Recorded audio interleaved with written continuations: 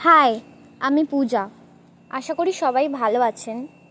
তো আমি আপনাদের কাছে কিছু সত্যি ঘটনা শেয়ার করতে চাই। তো ঘটনাটা হলো আমার আর আমার বাবার মধ্যে। প্রথমে আমার বর্ণনা দিচ্ছি। আমি দেখতে সুন্দর, গায়ের রং ফর্সা, আর আমার দুধ বড় বড়, মিডিয়াম ফিগার, পাছা বড় বড়। আমি রাস্তায় বেরোলে সবাই আমার দুধের দিকে তাকিয়ে থাকে। এখন আমার বয়স 21, কিন্তু ঘটনাটা যখন থেকে শুরু হয় তখন আমার বয়স 18।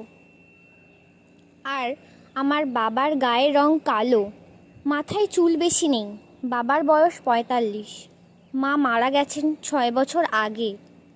আবার আসি আসল ঘটনায়। আমি একদিন বাড়িতে একলা ছিলাম। বাবা বাজার করতে গিয়েছিল। আমি স্কুল যাওয়ার জন্য তৈরি হচ্ছিলাম।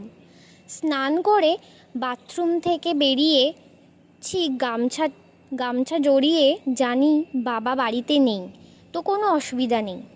তাই বাথরুম থেকে বেরিয়ে রুমের মধ্যে ব্রা, ইনার আর প্যান্টি পরতে লাগলাম।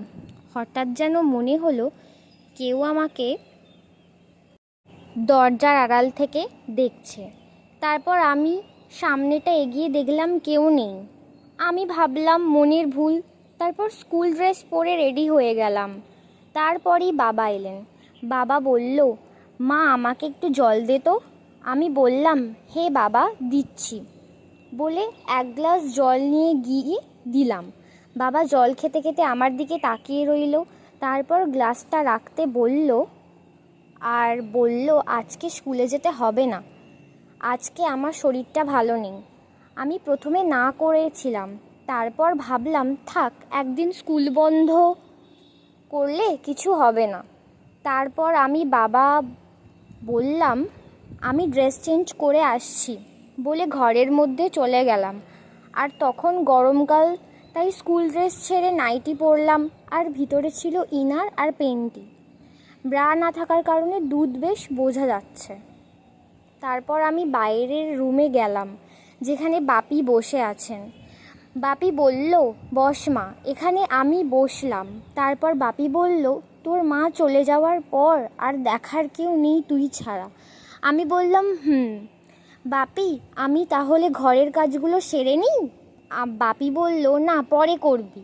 আমি বললাম, না, কাজগুলো সেরে নিই, তারপর কথা বলবো। বাপি আর জোর করলো না, বলল ঠিক আছে। আমি কাজ করতে করতে লক্ষ্য করলাম বাপি আমার পাছা আর দুধের দিকে দেখছে। আমি কিছু বললাম না। রাত হয়ে গেল।